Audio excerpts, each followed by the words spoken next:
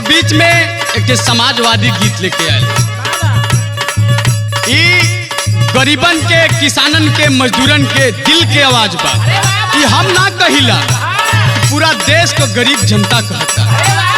और परम आदरणीय समाजवादी पार्टी के राष्ट्रीय प्रवक्ता हमारे चाचा जी मनोज काका जी, ये पूरे गरीबों के दिल की आवाज है। पूरे देश के गरीब क्या कह रहे हैं? अखिलेश भैया फिर से आई है,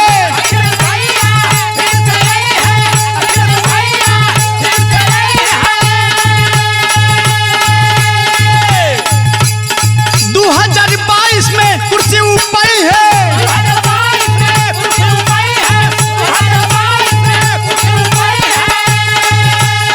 और इकाई जनता कहता अखिलेश भैया फिर से आई है, 2022 में कुर्सी ऊपर है। सुन लाई है ऐलान हो, एगो हमर जान साइकिलिया चुनाव निशान हो।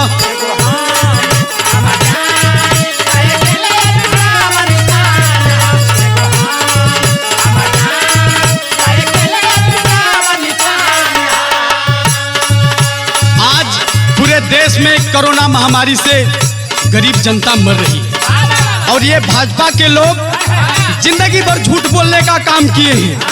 और हमारे उत्तर प्रदेश के मुख्यमंत्री माननीय अखिलेश यादव जी और लोहिया को लेकर चलने वाले और आगे बढ़ाने वाले माननीय मुलायम सिंह यादव जी, भाजपा की राजनीति जो है हमेशा घटिया राजनीति होती है। अगर कोई अपने प्रतिनिधि से ये पूछ दे कि आज जनता मर रही है, गरीब दाने दाने के लिए मोहताज है, आप कहाँ हैं? भाजपा के लोग क्या करते हैं? गुंडा एक्ट लगवा कर अंदर करवा देते हैं। तो आज गरीबी के दिल की आवाज और माननीय हमारे राष्ट्रीय प्रवक्ता मनोज काका जी, ये दिल से आवाज आ रही है। क्या कहे मनोज काका अखिलेश भैया फिर से आई है हो,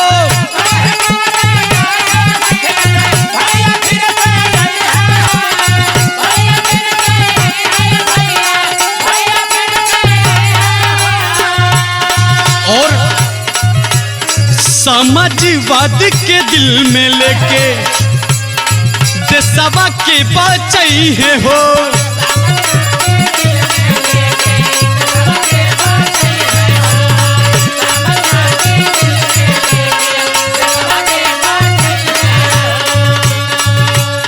और काय आवाज आवता उनका बिना सुना सुना, उनका बिना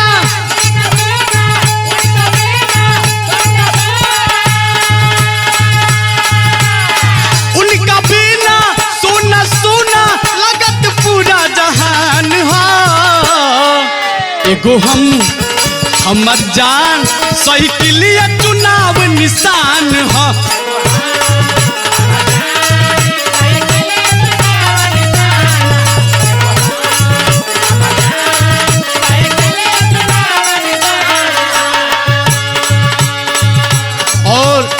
दिन बलात्कार, आए दिन हत्या।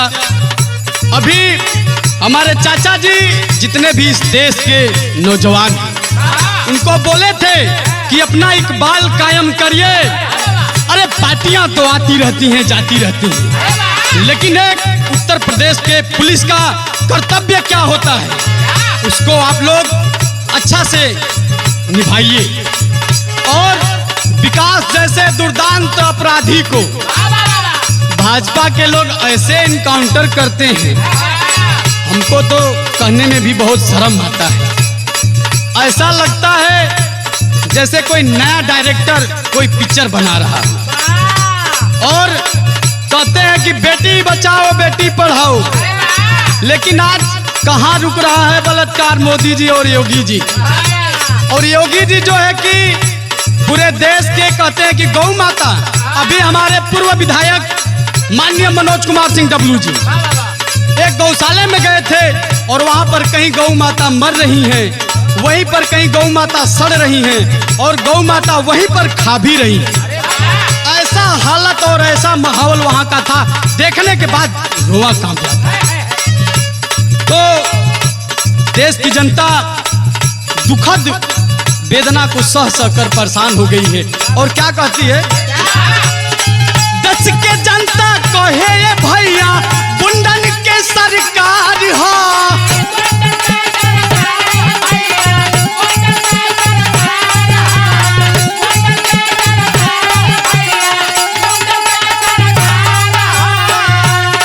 और हमारे चाचा जी कहते हैं कि अगर कुर्सी पर बाबा को बैठा दे, झोला छाप को बैठा दे।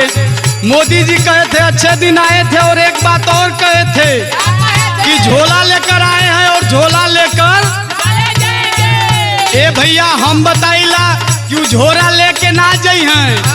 जितना गरीब हुआ आधा तो दुख से मर गई, आधा जे बचल हो के झोरा थमा के का कहता जनता, देश के जनता कहे भैया गुंडन के सरकार हो,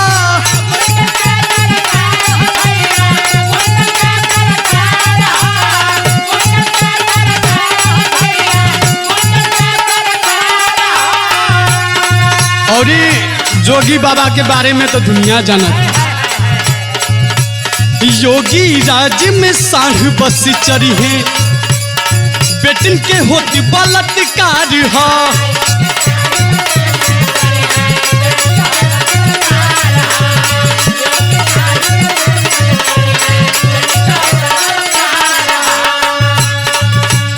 और उहे आई है देश बचाई है, उहे आई